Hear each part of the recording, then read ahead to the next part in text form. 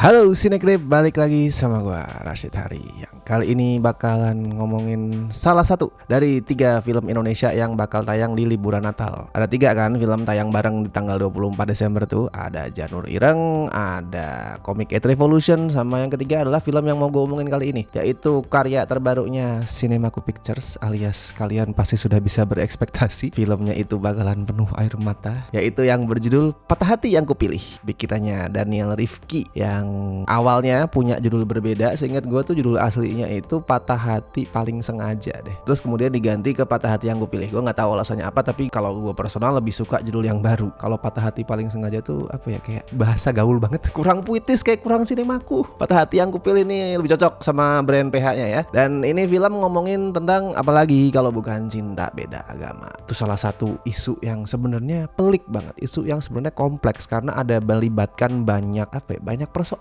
lah, dari urusan agama itu sendiri, urusan keluarga, urusan psikis, urusan budaya, banyak pokoknya, urusan hukum bahkan kadang juga ikut serta. Cuman yang bikin gue tuh sering males nonton film Indonesia yang bercerita soal cinta beda agama adalah karena kebanyakan itu terlalu menyederhanakan isunya, dibawa sebatas cuman ke romance yang dangkal, kerasa terlalu menganggap agama tuh murah. Intermezzo dikit, kalau di Jawa gue pernah dengar, ini nggak tahu apakah pepatah atau apalah, gue nggak tahu, tapi gue pernah dengar petuah mungkin ya, ceramah gitu, yang menyebut bahwa agama itu seperti ageman. Ageman itu bahasa Jawanya baju ya. Maksudnya adalah agama itu ya jangan sebatas nama doang, jangan sebatas KTP doang, status di formulir dan segala macam, tapi bener-bener lu pakai, bener-bener harus kita kenakan lah sebagai identitas kita. Itu bagus sih, itu istilah yang bagus, tapi gue sendiri jujur personally, meskipun tidak menganggap itu salah, gue kurang cocok sama anggapan itu. Karena kalau agama itu seperti ageman, seperti baju, jadinya agama bisa dengan gampang lu lepas, lu pakai lagi, bahkan kemudian kalau udah jelek ya, lu anggap jelek, lu buang, lu beli yang baru, jadi kayak terkesannya remeh sekali agama itu. Nah itu yang sering terjadi di film kita yang ngomongin soal cinta beda agama. Agamanya tuh murah banget, cinta beda agama gitu, yang satu A, yang satu B, terus kemudian ya sudahlah, karena aku jatuh cinta padamu, aku akan meninggalkan agamaku. Tapi dia nggak digambarin mengalami pergolakan batin soal kepercayaannya, soal apa, terus persoalan agama, sosial, apa budaya, nggak ada yang dieksplor. Ya udah pindah begitu aja, enteng banget, cuman untuk memenuhi apa ya, hasrat fetis kalangan tertentu, sering kali kan kayak gitu ya. Nah, Patah Hati Yang Kupilih ini walaupun tetap gue akuin kalau ngomongin eksplorasi tema itu masih agak generik dan belum dalam-dalam banget, at least dia nggak memperlakukan agama dengan semurah itu. Walaupun kalau ngomongin cinta beda agama gini ya, judulnya Patah Hati Yang Kupilih itu kan sebenarnya nge-refer ke gimana seseorang itu kalau misalkan memutuskan untuk menjalin hubungan beda agama, itu artinya dia juga memilih kalau akan merasakan patah hati. In the end pasti akan menjadi patah hati lah, entah karena harus putus, entah karena dia harus pindah dari agama dia yang membuat keluarga dia mungkin patah hati, atau pasangannya yang pindah dan keluarga pasangannya patah hati. Tetap in the end akan berujung patah hati kan. Well, sebenarnya ya kalau mau lebih berani, lebih ngambil resiko, kan ada tuh jalan yang bisa ditempuh, yang bisa diambil, yang tidak melulu harus berujung patah hati. Silakan lu cari-cari sendiri ya. Gak harus melibatkan hal-hal yang gue sebut tadi, gak harus putus, gak harus pindah agama dan segala macam. Walaupun jalan itu lebih ruwet, lebih beresiko, lebih susah, tapi ada jalan itu. Cuman gue paham alasan Patah Hati Yang Kupilih gak mengambil jalan itu, karena biar gimana pun kan dia termasuk film mainstream ya. Mau seperti apapun approach-nya, dia adalah film mainstream. Film mainstream itu gak boleh melupakan penonton awam yang luas. Jadi pada saat dia memilih jalan yang lebih aman, walaupun mungkin gue agak menyayangkan, tapi ya gue bisa memahami lah. Nah di sini ceritanya itu berpusat pada karakter Alia yang diperanin Prilly Latukonsina. Dia itu ibu tunggal dari anak yang masih kecil namanya Freya, diperanin Humaira Zahra. Dan sehari-hari si Alia itu hidup dengan bantuan dari ibunya. Dia kerja, tapi ibunya yang namanya Rahma yang diperanin Marisa Anita itu sangat-sangat membantu lah, karena si ibu punya usaha mie, jadi bisa menghidupi anak dan cucunya. Dan si Rahma ini perspektifnya religius, tipikal emak-emak religius. Dia pakai kerudung, terus kalau ngobrol sama anaknya yang dikedepankan adalah sudut pandang agama. Kalimatnya tuh ibu-ibu banget tuh, kayak ngomong menurut hukum Islam. Gue udah sering mendengar ceramah seperti itu. Nggak yang ekstrim banget sih agamanya, tapi intinya dia tuh alim lah. Nah, karena kealiman itulah dulu dia nggak merestui hubungan anaknya sama Ben yang diperanin Brian Domani yang punya agama berbeda. Jadi si Alia itu Islam, si Ben itu Kristen. Dan si Ben ini sebenarnya adalah bapaknya Freya. Tapi karena sebuah hal yang tidak bisa gue sebutkan di sini, dia nggak pernah tahu fakta tersebut. Intinya dia nggak tahu karena ada sebuah kebohongan lah. Kebohongannya apa lu tonton sendiri filmnya ya. Dan kebohongan itu nantinya akan melahirkan kebohongan lain yang di setiap kebohongan itu munculin sakit hati buat orang-orang di sekitarnya. Ya ini intinya film tentang orang-orang yang ngibul. Lu perhatiin deh, hampir semua karakter di Patah Hati yang kupilih itu menyelesaikan masalah mereka dengan cara berbohong. At least itu cara pertama yang mereka pikirin ya. Misalkan menyembunyikan fakta atau bener-bener memutarbalikan fakta. Intinya mereka bohong dan ya masalahnya nggak pernah kelar.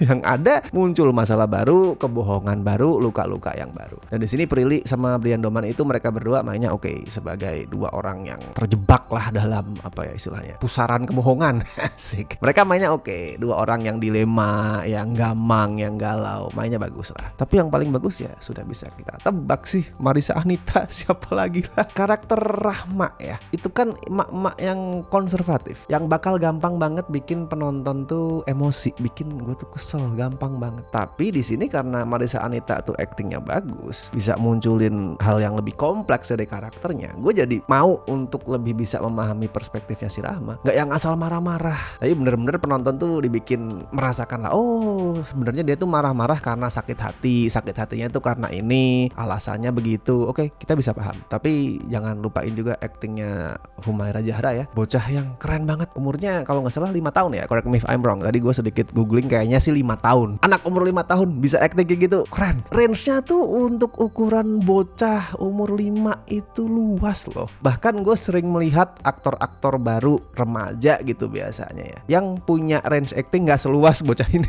Itu dari acting. Kalau dari teknis, as always lah, kalau ngomongin filmnya Sinemaku, gue selalu suka gambarnya. Ini sesuatu yang sering dilupain sama banyak film drama. Kebanyakan film drama itu karena mungkin orientasinya tuh ke cerita ya, ke acting, jadinya gambarnya itu flat. Kayak ya udah, yang penting rekam, jernih, rap, rilis. Kalau Sinemaku, gue selalu suka sama visualnya. Di kemarin apa tuh judulnya? Gue lupa, yang Iqbal lagi. Perayaan Mati Rasa. Nah, di situ kan kelihatan ya, visualnya tuh megah, gede. Nah, kalau di Patah Hati yang kupilih ini, gue suka permainan warnanya sih. Ya sinematografinya sama color gradingnya lah. Permainan warnanya tuh cakep. Drama itu bisa dipaparkan dengan cakep. Drama sederhana kayak gini ya, bukan drama art house, bukan drama yang memang bersetting pemandangan indah gitu. Enggak, nih settingnya kan biasa aja. Ya udah, rumah orang kaya, rumah orang miskin, ya udah simpel, tapi selalu bisa kelihatan cakep. Nah, tapi kalau ngomongin cerita ya, gue agak kurang puas sama second act-nya. Di awal tuh lumayan menarik tuh, nggak langsung di-spill kalau si Ben itu adalah bapaknya Freya. Terus kemudian kita ngelihat sudut pandang si Freya, si anak itu di dunia dia yang polos, menarik tuh. Nah, tapi masuk ke babak kedua pada saat si Alia sama Ben tuh udah ketemu lagi, itu jadi kerasa generic banget sih. Jadi sebatas nampilin tarik ulur khas romance yang temanya itu CLBK. Hal-hal kayak urusan perbedaan agama, soal spiritualitas, kepercayaan dan lain-lain tuh kayak dilupakan lah. Padahal kan mestinya itu yang dieksplor paling banyak, itu yang dikedepankan. Tapi di sini di pertengahan tuh lebih banyak nampilin tarik ulur CLBK-nya doang. Terus ada kisah cinta segitiga juga ya, karena si Alia itu udah punya tunangan yang itu juga setia sama dia, bahkan ngebolehin dia tuh ketemu lagi sama Ben demi keberlangsungan hidupnya si Freya yang pengen ngerti bapaknya itu siapa. Ya udah sebatas itu. Jadinya eksplorasi tema yang tadi di awal video tuh gue bilang kompleks banget, masih kerasa di permukaan. Soalnya Patah Hati yang kupilih ini masih terlalu banyak ngasih ruang buat elemen cerita yang lebih klise, yang lebih generik. Di sini nggak akan lu nemuin penelusuran eksplorasi beraroma apa ya, spiritual,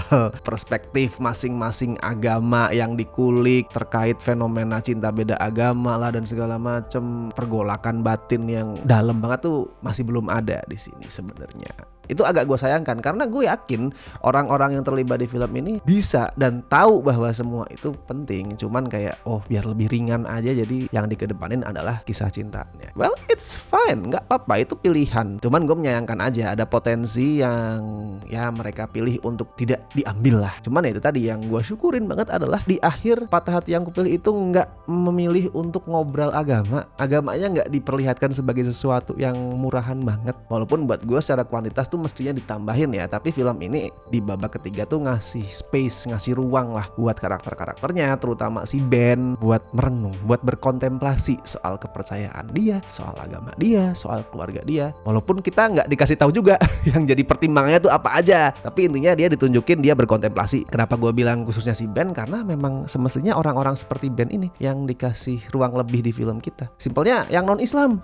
Karena kan seringkali gue ngerasa di film-film soal cinta beda agama tuh karakter-karakter yang bukan Islam tuh kayak di nomor 2 kan. Kayak dibikinnya gampang banget gitu, beralih agama seolah-olah ya you know lah. Gue gak mau lebih jauh lagi, nanti seram guys, tapi lo pasti paham maksud gue. Dan ada nanti kalimatnya si Freya di akhir yang gue suka banget pada saat si Ben ya intinya pergi lah, terus ditanyain sama Freya, nanti pulang lagi kan? Iya kok pulang lagi. Pulang laginya pas Natal atau pas Lebaran?